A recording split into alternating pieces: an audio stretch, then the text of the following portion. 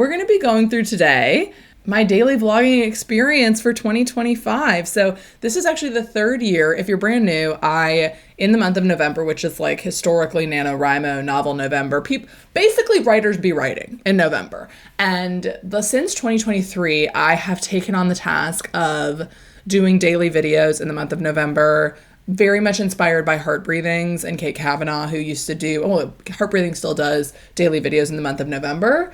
And it was always a goal for me when I started my YouTube channel to do that. And so that I started that in 2023, and this is my third year doing it. So if you're just found me this November and you want to see more content like that, the ones from last year are really great. And also the ones from the year before, I would feel are underrated. I think they were actually really fun. And I was writing the first draft of the book I was editing this year. So if you want to see some early stages of that, feel free to check it out. But I'm Melissa, I write books. Don't know if I mentioned that because my new computer is not acting very new. She's acting very old. And I will be raging at the man from Best Buy. But anyway, we're going to talk today we're going to talk about how I prepped for this in case you're interested in all things daily vlogging. I'm also going to talk about what I was able to accomplish this month, which you probably know if you watched all the videos, but just to kind of give you it in one big sum up, basically. And then we will be talking about the YouTube backend side of things. So I'll show you how did my videos perform? How many subscribers did I gain? How much AdSense did I earn? That kind of thing. Because I'm always super nosy and curious. And I'll also kind of do a comparison between this year and last year. So I think that should be good. First off, how did I prepare for daily vlogging? So since this is the third year I'm doing this, I thought ahead. I thought about what sort of burnout did I experience in the years past and how could I maybe combat that on the front end? So for me, what got tiring was not the video editing and was not the vlogging, because I am a videographer in my day life as my day job, sort of like how Superman has a day job. That's sort of my day job. And I'm trained in editing videos very quickly. So for me, a vlog, a daily vlog, if it's about 20 minutes, takes about 40 minutes to edit and then 10 minutes to make a thumbnail. So an hour total, which is not a crazy amount of time. But the thing that would start to get exhausting for me was having to edit it that night, which is how I did the last 2 years. It's I lived the day and then that night at 9 p.m. I would edit the video. And some days I just wouldn't feel like it. And that's what got exhausting. So I was what if I can make it that I can edit the video anytime during the day? I'm still editing one video a day, but I'm ahead, right? I also knew this year that I had a wedding. I was going to be out of town on the 1st of November.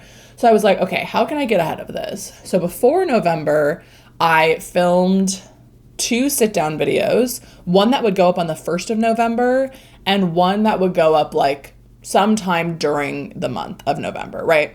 So that I could get ahead. So the 1st of November, a sit-down video came out that was start writing a book, don't be afraid, write a book, just kind of an inspirational video to get people kicked off, a little pep talk.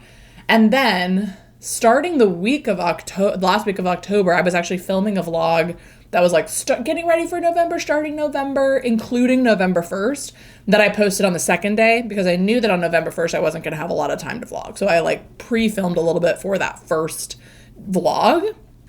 And then the day of the second, I did have to edit that video that night, as did for the 3rd. But my plan was on the 4th day of November, I would post a pre-recorded video, which this year was comparing the first draft and the most recent draft of the book I'm writing, of the first chapter. So if you want to check that one out.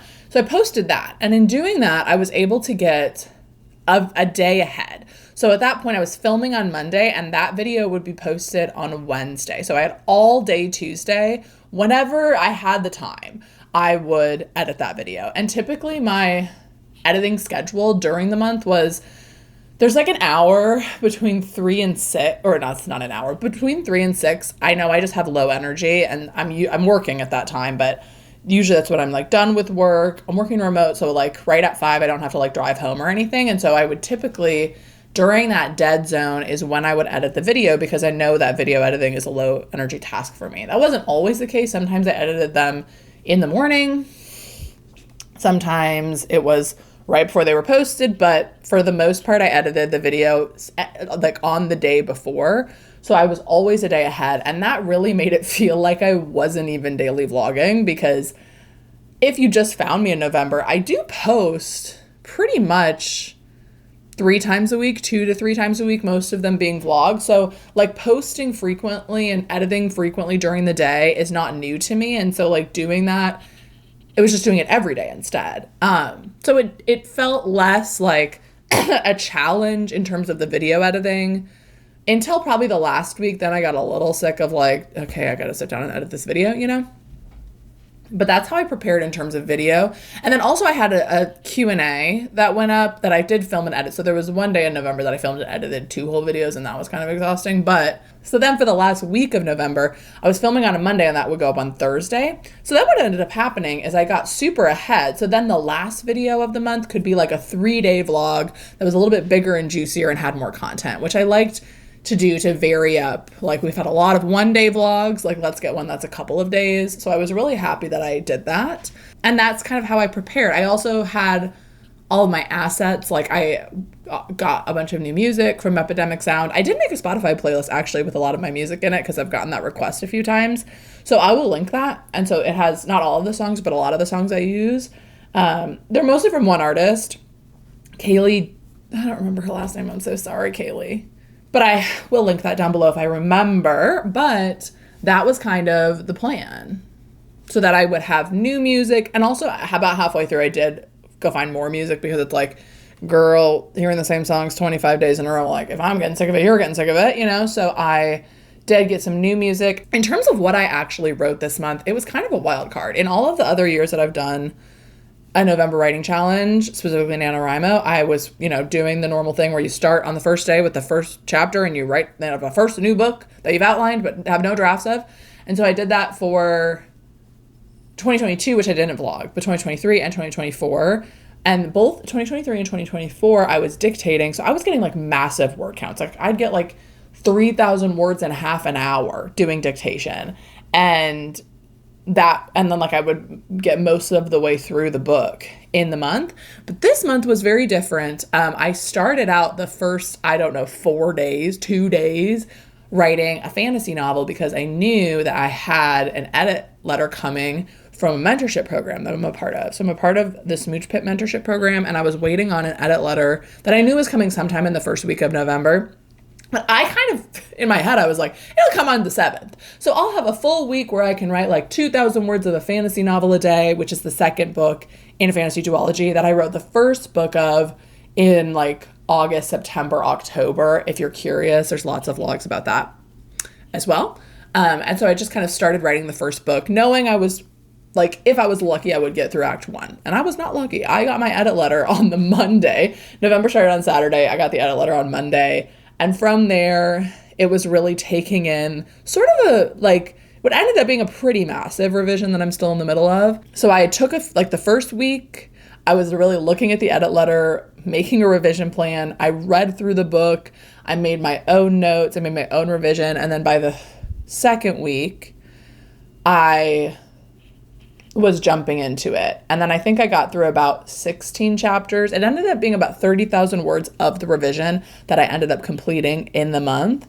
And so that was what my writing looked like. I didn't have a specific word count I was going for a day. I didn't even have a specific goal for the month. And I hope that didn't hinder the viewing experience, because for me, it's less about I have to, you're watching me hit a certain number of words a day, and more it's I'm taking you through my writing process for the month, is kind of how I viewed it. So I hope that was okay. I had a great time. I feel like I've been kind of aimless and less productive since the vlogging ended because there's less accountability, but I'm getting back to it slowly but surely. I also did want to talk about the back end of things in terms of videos. So if you look at when I have done this challenge last year, let's say, actually, let's go back all the way to the first year. And I just want to also preface to say, views are not everything. They really are not. The community I built doing my first NaNoWRIMO daily vlogs was really massive and incredible. And last year as well, I felt like that's really when I made a lot of my writing friends. And so views are really not everything, but I thought it would be interesting to kind of look through, like maybe you did daily videos or more regular content for the first time and you're like maybe not as thrilled with the views. Because the first year I did it, you will see, the first video got over 1,000 views, but that's the only one that did. For the rest of them sat around 800, like it went to 800, 500, 700, and then the rest of them sit around like the 400 and 500 mark, which is not bad by any means. At this point, my channel had 700 subscribers, I think. But I was getting lots of comments. I mean, not lots, but like a good amount of comments. I know I had people engaged and following along, and mostly it was just for me. I'd had my channel for a little less than a year at that point, 700 subscribers, not hitting 1,000, but I had a really good time doing those videos. And I felt like I built so much community. Like that's, I think, when Meredith first commented and Taylor first commented. That's when I found Brielle. I know she didn't know I existed at that point, but like this NaNoWRIMO was such like a pure experience, I feel like. And I did gain but during this time, I think I gained like 100 or 200 subscribers. I think it was a lot, actually. I think I gained like 300 subscribers. Like I think I gained more subscribers in that NaNoWRIMO than I did in the last two. But again, it's really not about that. I feel like there's different kind of content as a YouTuber. One of it is like engagement peak content to try to get, like that you're hoping will have wider reach. So a lot of sit down videos I feel like are this for me. Like if I do a video about the state of NaNoWRIMO, or if I do a video like looking at my query situation, like those are videos, like yes, they're for my community, but also they're to like see if I like sort of reach out a little bit, see if we can get some more people. And then there's videos that are for your core group, people who are already there. And I feel like NaNoWRIMO doing the daily videos are for people who are already there, So the first draft diaries last year, which was my daily videos last year, you see the views do go up. I had the first two hit over 1,000, and then 800, 700, 600, 700. And then I had a couple others, like when I wrote 20,000 words in one day, which was crazy, hit over 1,000, as did a querying update sit down that I did. But you'll see these sit more around the 6, 7, 800, right? And then I did have a couple that broke through 1,000. And these have more. I think people have been watching these recently because they have a little bit more than usual. But by the end of the month, like that last one's up to 560. That was at like 300 a couple weeks ago. I don't know. I think people are watching them, which is great. That was this month. And at this point, I think I was around, not quite at 2,000 subscribers yet. Yeah, I think I was like almost at 2,000 subscribers, or just hit 2,000 subscribers at this point. And so you see most of my views are under 1,000. But again, the community was so great. Like you see like 48 comments, 21 comments, like 27 like you guys, authortube comment to view ratios is out of this world. Like the amount of comments on a video that has very few views is incredible, and makes me so happy. And again, I don't bring this up to be like, look how many views I have, like, right? It's never really not about that. But I always just think it's so interesting to look at this kind of thing. And so then if we go to this year, which is only ended 3 days ago, this is actually crazy, you guys. I'm like almost like the first 17 videos, the first 15 videos are over 1,000 views, which is like truly crazy. Because before this, like, usually when you do daily videos, the views are much lower than your usual view count. But like, I think I had some major growth at the beginning because I had a video right before this, like my Preptober video did really well. And then like my sit down video at the beginning got almost 3,000 views. And then I had a few that were at 2,000 views, really close at the beginning. So I think I had a lot of growth right at the beginning. Comment down below a piano emoji. I don't know, I'm feeling pianos. If you found me with one of these early, like the edit letter video or the start writing video, let me know if that was you.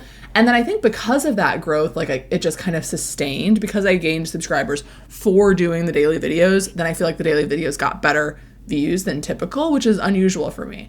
But like to have most of these videos be sitting at like 1,200, like that's like a normal video for me, And so it's actually crazy. I mean, when you get down, then I have a couple at 900, but I'm pretty sure by the end of the month, those will probably be up to 1,000 if a video hits 900, it's typically going to hit 1,000. I don't know. That's just what I believe in my heart. So I have 1, 2, 3, like a lot of these are sitting at in the 900s, like day 22, 23, 24. And then we get to the worst days always for views is like Thanksgiving and Black Friday, which totally makes sense. But if you haven't watched these ones, check them out. So I think the one that went on Thanksgiving is at 710, and before that was 800 and then 700. But then we went right back up. It's crazy that we went right back up to 1,200 and 1,000. Like for the last 2 videos, that last video is over 1,000. Like that is unreal for the size of my channel. Because I also tipped over 4,000 subscribers this month. But if we go to the last month in terms of analytics, like did this make me go viral? Am I famous and brands are knocking out? If you look at the number of subscribers that I gained in November, it is 236, which is significant. Like that's a lot. But usually I gain about 200 subscribers, like 150 to 200 subscribers a month. I also did have, like in the last few days, I've had like negative subscribers, which does tend to happen when you get a big spike of people. They just don't know a lot about you. And then daily vlogging is also a very intimate experience. So it's like, I gave people a lot of opportunities to unsubscribe. Essentially, like I talked about very personal things. I talked about anxiety. I talked about like more things related to my faith than I usually do. And so I'm like, I understand that daily vlogging, you like really see who the creator is. And so if you're just subscribing on a like, let's start writing a book in November video, not knowing who the person is, and then she posts 27 more times in the next 27 days, and you're like, oh my gosh, get this girl out of my face. Like, it really does make a lot of sense to me that I was losing subscribers in conjunction. So I think it was probably closer to 300, but it just like these last few days, it's been evening out, which is very normal when you have a spike. In terms of revenue, this is actually crazy. I made $528 in AdSense. That is the most I've ever made by far. Last year doing daily videos every single day, I made, I think like $150, which is still great. Like any amount of money I'm making from YouTube is excellent and extra, and I'm super grateful for. But like, that's crazy. $528? I was making about $20 a day. And I did have longer videos this time, so more ads go in them. So I think that also did contribute. But it just seems kind of crazy to me. This is not to be like, look how rich and famous I am. But it is also interesting to look at like, even if you do post 30 times and each of them get about 1,000 views, you're still not really making a livable income, you know? So it's not like YouTubers are out here being rich unless you like actually are, you know? So I'm definitely not doing it for the money is what I'm saying, but it's definitely a huge bonus. Like I could almost buy a camera with that, almost. But it will be going into my creative savings fund if I was like going to visit an authortube friend, or I needed a new lens or writing software, or, you know, stuff like that. That's where all of the money I make from YouTube goes, so that I can keep track of it and use it for things I need. Also, it's going to go to redoing my office, which will be coming out. That's what I'm doing between Christmas and New Year's. Is I'm doing kind of a remodel of this office. I'll be painting. I got some new furniture. I got some new shelves. So get excited for that video coming up soon. Like and subscribe, comment down below. Something about that. I don't know. But yeah, like it fluctuates. I'm so grateful for everyone who's found me during this time. I'm so grateful for anyone who's watched all the way through all these videos, because it's like kind of diabolical. But yeah, that's kind of a look at the back end of things, the front end of things. I always kind of have this thought in my head of like, maybe this year during the daily videos, I'll go like crazy viral. I still have not had a video that has gotten over, I think 6,000 views, like ever, really. And I actually am going to make a video, I think coming up here, about like how you can have growth and consistency and a engaged audience without ever going viral. Like I've never had a video that's like, even a video that gets like 6,000 views though, I have had one that has done that, and that got me a lot of subscribers. But if you get like a video that pops off and gets like 40,000 views or something, that's where a lot of subscribers come from. But I want to make a video about like the slow and steady of it all, of like, I've had a very slow, like I don't think I've had a month where I've gotten more than 200 subscribers, which is still a big amount of subscribers. But like how you can grow a real community without going viral, as they say. Because also at the beginning of this month, I did do very well. Like that video almost hit 3,000 views. But like 3,000 views I would not consider to be viral. Like I would just consider that to be a really well-performing video, you know? But anyway, those are all of my nerdy stats. Thank you for following along. I need to go to the DMV now. So I'm going to leave you here. But I will see you so soon, I promise. I'll see you so soon. I will see you so soon for a vlog. Comment down below a stats emoji, like the statistics emoji, and I will see you so soon.